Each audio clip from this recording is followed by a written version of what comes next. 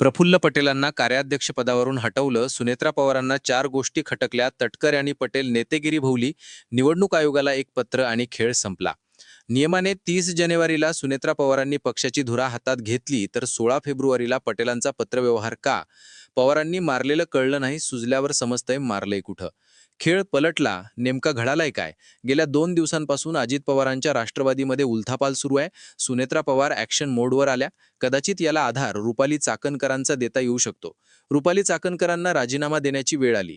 या अगोदर घडलेली टाईमलाईन फार महत्त्वाची आहे. रुपाली चाकणकर पक्षाच्या अध्यक्ष म्हणून आधी सुनेत्रा पवारांना न भेटता देवेंद्र फडणवीसांना भेटल्या. ही पहिली गोष्ट सुनेत्रा पवारांना खटकली. दुसरा मुद्दा, रोहित पवारांनी आरोप केल्याप्रमाणे पटेल आणि तटकरेच पक्ष ताब्यात घेण्याच्या हालचाली करत होत्या. हा झाला आरोप. प्रॅक्टिकल फॅक्ट असं निघालं की अजित पवार गेल्यानंतर 30 जानेवारीला राष्ट्रवादीच्या सर्वेसर्वा म्हणून सुनेत्रा पवारांनी हातामध्ये सगळा कारभार घेतला. मात्र तरीही 16 फेब्रुवारीला प्रफुल्ल पटेल आणि सुनील तटकरे यांनी परस्पर निवडणूक आयोगासोबत पत्रव्यवहार केला. राष्ट्रीय अध्यक्षांकडे असणाऱ्या जबाबदाऱ्या कार्याध्यक्षांकडेही असाव्यात, अशा स्वरूपाचा तो पत्रव्यवहार होता, असा आरोप लवांडे यांनी काल केला होता. ही झाली दुसरी टाईमलाईन. तिसरी टाईमलाईन म्हणजे पक्षाच्या संविधानात केले गेलेले परस्पर बदल आणि त्यामुळे निवडणूक आयोगाला दिलेल्या पत्रामध्ये आता सुनेत्रा पवार यांनी आपल्या पक्षाची राष्ट्रीय कार्यकारिणीच एका प्रकारे जाहीर केली, ज्यात सुनील तटकरे आणि प्रफुल्ल पटेल यांच्यासमोर त्यांच्या पदांचा उल्लेख नाही. आता पदांचा उल्लेख नाही याचा अर्थ सुनील तटकरे आता अजित पवार गटाचे प्रदेश अध्यक्ष नाहीत आणि प्रफुल्ल पटेल सुद्धा अजित पवार गटाचे कार्याध्यक्ष नाहीत, असा त्याचा अर्थ लावला जातोय. या दोनच घटना कारणीभूत नाहीत, याही पलीकडे जाऊन बऱ्याचशा घडामोडी ज्या होत्या त्या सुनेत्रा पवारांच्या आडून सुरू होत्या. जिथे 2 महिने आणि 3 दिवस सुनील तटकर यांना हे मान्य करायला गेलं की विलिनीकरणाची चर्चा सुरू होती आणि विलिनीकरण होणारही होतं. मात्र अजित पवार असतानाचं विलिनीकरण आणि अजित पवार नसतानाचं विलिनीकरण फार वेगळ्या पद्धतीनं होणार होतं, म्हणूनच आम्ही विलिनीकरण झालंच नाही किंवा विलिनीकरणाची कोणती चर्चाच नव्हती, अशा पद्धतीचा बोभाटा उठवला. अशा पद्धतीचं वक्तव्य अप्रत्यक्षरित्या सुनील तटकर यांनी काल एका वाहिनीला दिलेल्या मुलाखतीत केलं. याचाच अर्थ असा की जिकडे प्रफुल्ल पटेल, सुनील तटकरे यांनी अजित पवार गेल्यानंतर लगेचच विलिनीकरणाची चर्चा पवार गटाकडून सुरू झाली किंवा पवारांच्या गटाकडून सुरू झाली, ही माहिती फोडत होते. मात्र समोर आलेल्या माहितीनुसार विलिनीकरणावरती सर्वात अगोदर चर्चा अजित पवार गटाचे मंत्री नरहरी झिरवाळ यांनीच सुरू केली होती. याचा अर्थ तटकरे आणि पटेल यांनी पेरलेलं नरेटिव्ह ही फोल ठरलं की अजित पवार गेल्यानंतर विलिनीकरणाची चर्चा पवार गटाकडून सुरू झाली. त्या हालचाली आम्हाला अस्वस्थ करणाऱ्या वाटत होत्या, म्हणून आम्ही सुनेत्रा पवारांना लगेच उपमुख्यमंत्री पदावर बसवलं.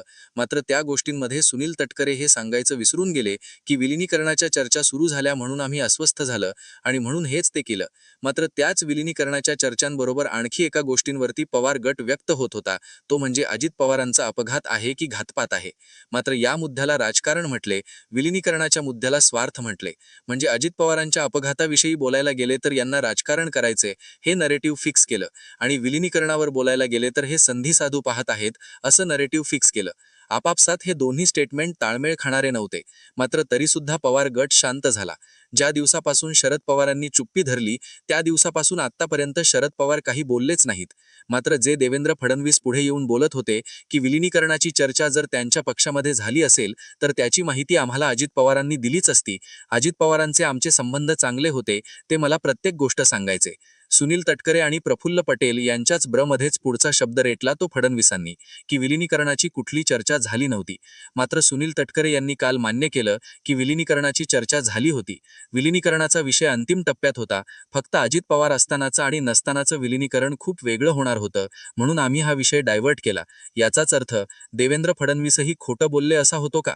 कारण आता तटकर यांनी तर मान्य केलं की विलिनीकरणाची चर्चा होत होती, मग आता तोंडावर देवेंद्र फडणवीस सुद्धा पडलेत. त्यामुळे आता या सगळ्या घडामोडींमध्ये एकट्या सुनील तटकरेमुळे सगळा खेळ उघडा पडला. ज्या सुनेत्रा पवारांना तुम्ही विलिनीकरण या मुद्द्यावर आज आणि भविष्यात कधीच बोलायचं नाही हे सांगितलं, त्या सुनेत्रा पवार विलिनीकरणावर कधी बोलल्याच नाही.